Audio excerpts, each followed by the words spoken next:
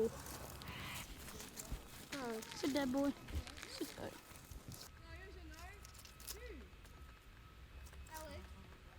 Yeah, do you want the goldfish?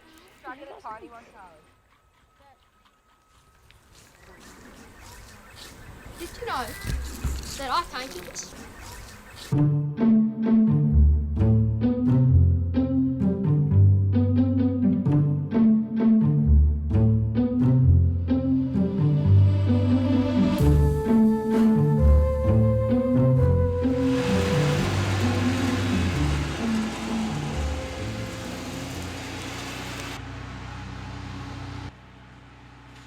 So this is the original Erica Primary School building. It was moved here in 1993, so the sign on the front, it says that it was here moved. So this building was, when it was moved here, part of the deal between the government was that it would be relocated. This would be the art space and then the music space next door. So that's sort of what we use this building for. Yeah, it probably needs a bit of work, but it's all It does make it easier in an art sense because it doesn't really matter if you make a mess and put a bit of glitter around or a bit of paint splatter on the floor. As you can see, it was originally designed with a bit of paint splatter. So when we started initial discussions, it was in November 2019. So we'd obviously gone through the fires earlier in that year, and it was a bit tricky here at the time because we weren't actually allowed to close the school, which sounds funny now after all your remote learning, but we had to be here for the kids and come. Anyway, it led to that project. About 6 months later, we started initial discussions with that. A few different people from the Shire, Bev as well, from the local community, and then we sort of started to work out what the kids would want and what type of project they'd want.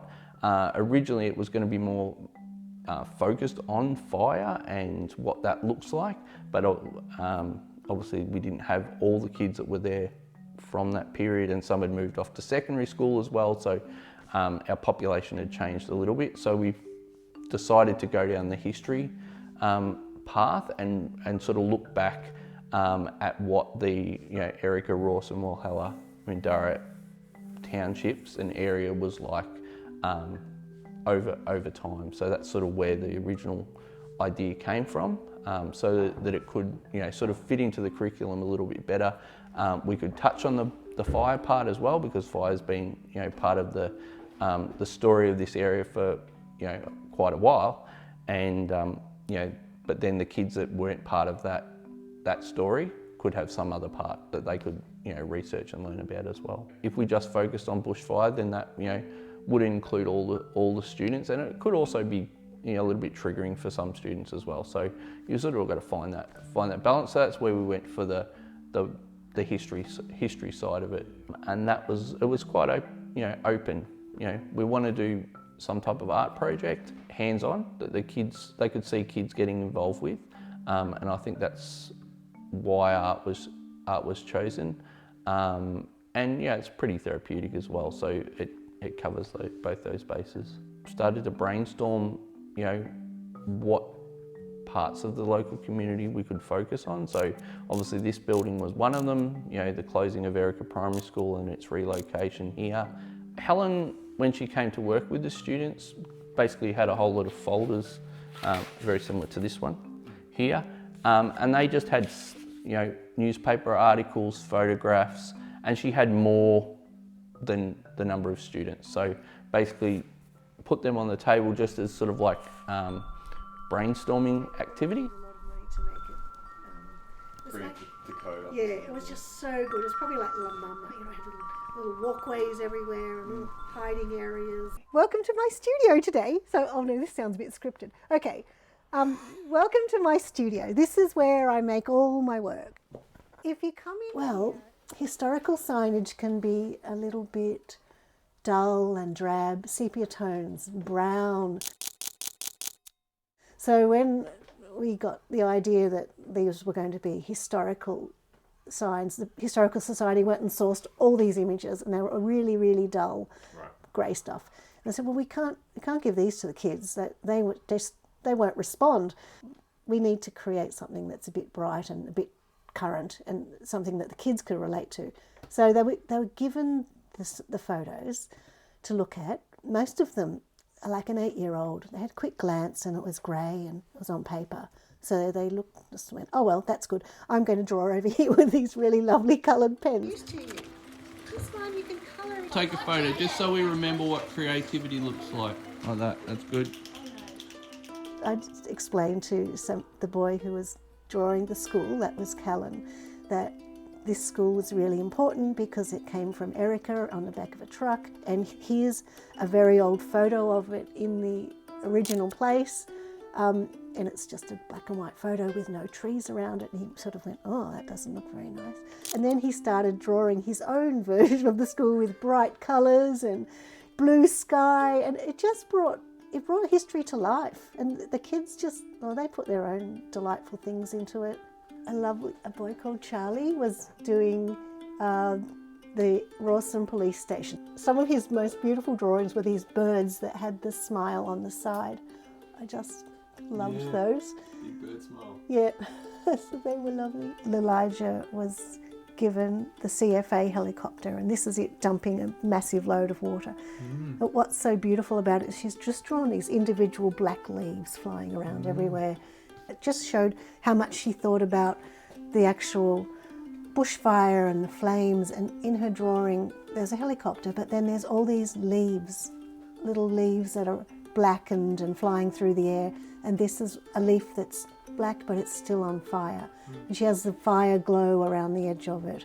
It's quite poignant, I think. And when we started our drawings in the new part of the school where they were all together, but for the second and third art sessions we used the art room, and that was lovely. They were so excited, and I think that really helped with their drawing. It seemed like a place to be making art. So that's the old Rawson art room, which is the old Erica school, which was brought from Erica. So we were in a bit of history. So one of the teachers was able to explain to the boy doing the panel on the schools that this is a really important building that you're in. And at one stage he went outside to look at the windows so he could draw them correctly. It was it was beautiful. It's a lovely art room. So when I conceived these signs, I thought that they would be so graphic, and there would be very large children's drawings, and kids would make large, bright things. And I had these ideas of how they would present the material when they put the sun in the top corner and when they put the sky along the top in a little strip. Oh, I forgot, this is how kids draw. So we got around it, childlike drawing, like in that way, and the drawings are still, some of them are still very like an 8-year-old or a 10-year-old, but they're beautiful. And I think as I watched the drawings evolve over the 3 weeks, I actually came to love them, and I loved the colours. I loved the way each person used the pens. Some people were very like scrappy and scribbly, and other people were so detailed and colouring in every area in a smooth block. And it was lovely to watch. And I think it taught me a lot that everyone's different. Each artwork is special, and they're not going to all turn out exactly how I want them, but thank goodness for that. So when the kids see their work on the signs, I'm hoping that they love what they've done.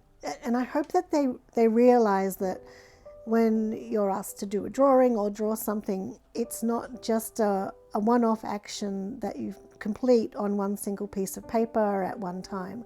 I hope that they realise that drawing is this process that you can build on and you can add to, and you can create different areas, or a drawing might even be the start of something. For example, the drawings were the starting point for these signs. So I'm hoping some of them would grasp that and maybe just remember that that's what they did when they were that age. I don't know. It's a hard thing to know what they thought, but I hope they value it, yeah. The Historical Society had been talking with the Shire and talking with me all the way through, and we'd been in contact with the school all the way through COVID as well. So yeah, it was sort of, it felt like we were a bit alone, a small group of people working on this project. Yeah, which was lovely.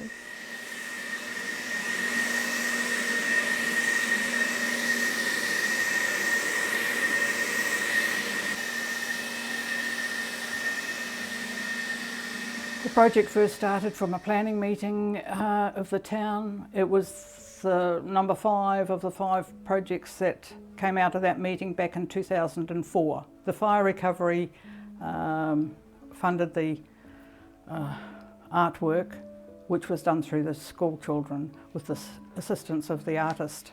And one of our Historical Society members was asked to put the history together for 20 prominent places around the area.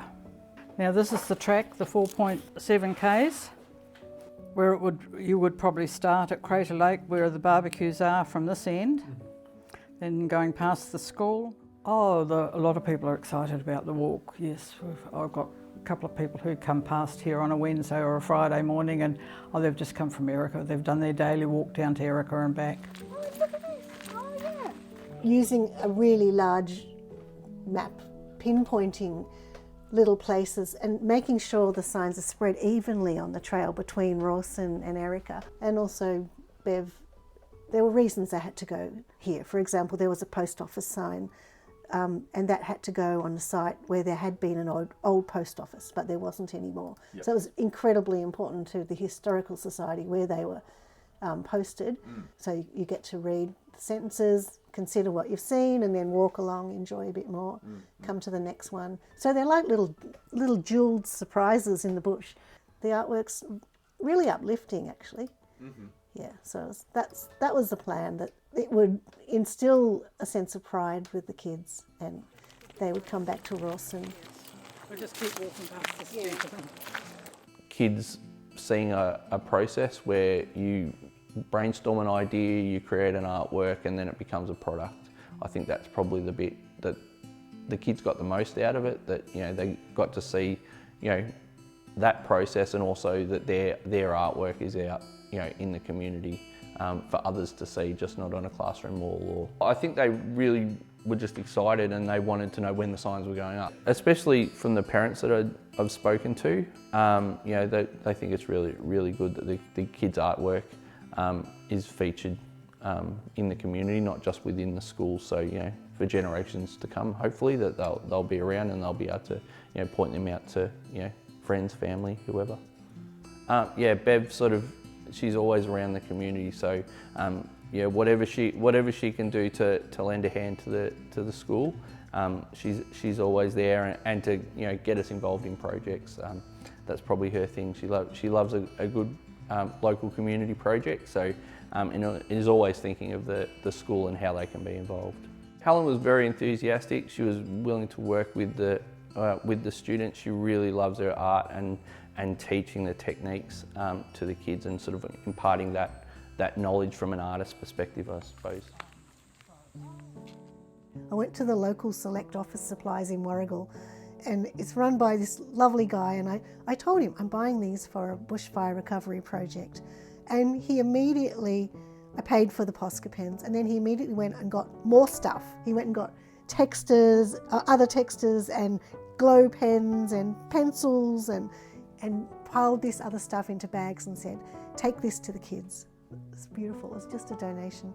My hope for this project is that the kids will use the path with their parents and their families and invite other people up to Rawson and Erica, and they'll walk the trail and they'll read the signs and they'll notice their names, and the kids will be proud to point out that that's their artwork. And maybe after that initial flush of pride, they'll read the historical comments and they'll be interested to know about that thing that happened there, pretty much site specific. So I think, I hope they just really enjoy using the trail. It's really a lovely trail. It's even better now. I think it probably just brings the towns together, from the trail of the history, but also the actual trail itself. Towns that were probably separated, and then even if we talk about this building here, it was brought from America to here, so it probably maybe heals that a little bit. That's longer than 2 sentences.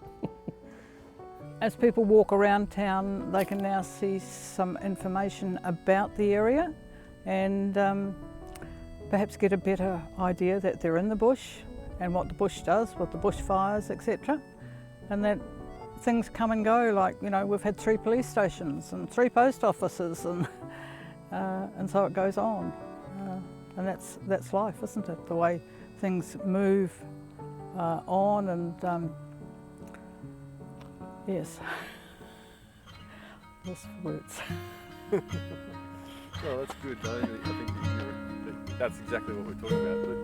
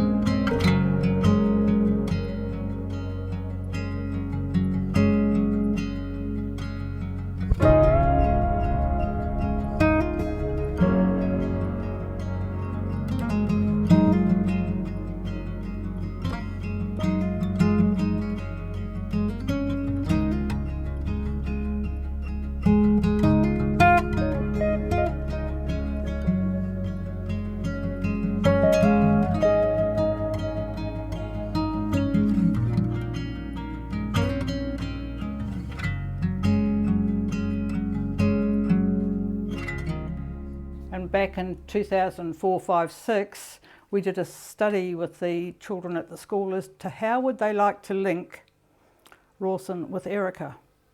And of course, they came up with they wanted a roller coaster.